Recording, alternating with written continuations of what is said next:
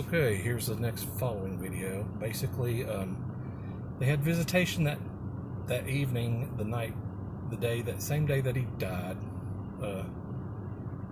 They had an argument around a few days before he died because his partner had a weekend birthday to go to in Savannah, and this guy that he brought down, the convict straight out of prison on parole, since they had found out he was sick, he was taking better control of his money to make it look like he was good at being the power of attorney and taking care of his finances for him,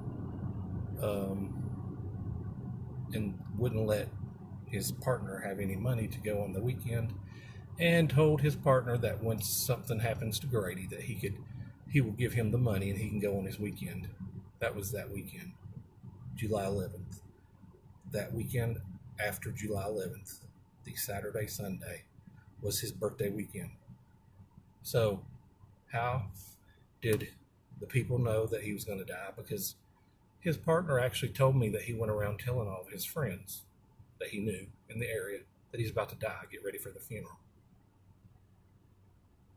Hospice brings him home from the hospital. That's another part of it I'll get into in another video, but basically that night I had, after our court, the eviction court, where they got the judge to sign off, I had texted his partner, the old man's partner, to see if he would come back and talk to me. Give me a few minutes. I'm trying to make Grady comfortable. That was at 9:30 at night. He came back at 2 o'clock in the morning, I think, and at 10 a.m. the next morning, he was dead. I didn't know it till 5 days later. I found out myself on the internet.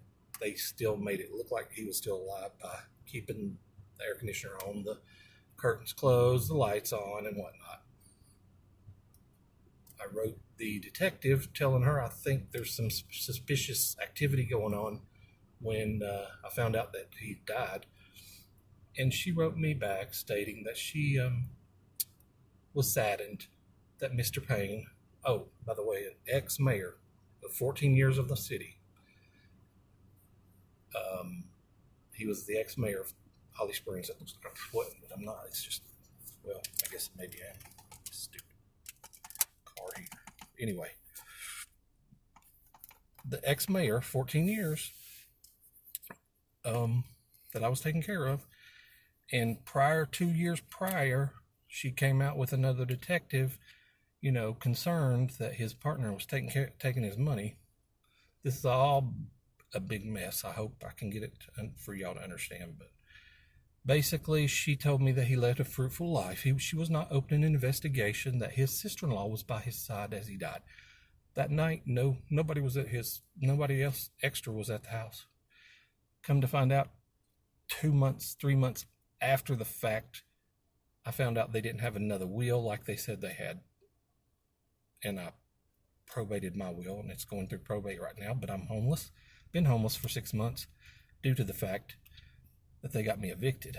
Well, I told her, she said his sister-in-law was by his side. She wasn't opening an investigation. Found out from his sister-in-law she was not by his side.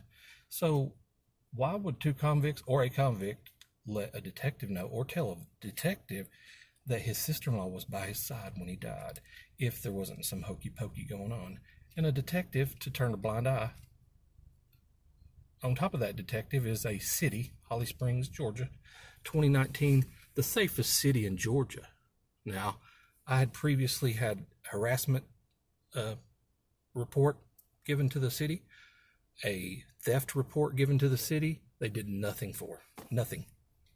It was flat out. You could see the theft and the harassment. I have 30 pieces of paper of harassment. So I'll get into more of this in another video. I know this is probably boring some of you, but maybe not. Hopefully somebody will listen. I'm trying to find an attorney right now to sue the city and the state because they dropped the ball. Even though they knew what was going on, they allowed two convicts to throw me out, taking care of somebody, looking at me like I was the problem, like I ain't paying rent when basically I lost my left eye. Me and the old man's agreement was I would not pay rent. I would take care of him. He'd give me his house and whatnot. And they supposedly took it all away, but find out they didn't have a will. But anyway, he's dead. 8 hours. Let's see, we got out of court at 2:30.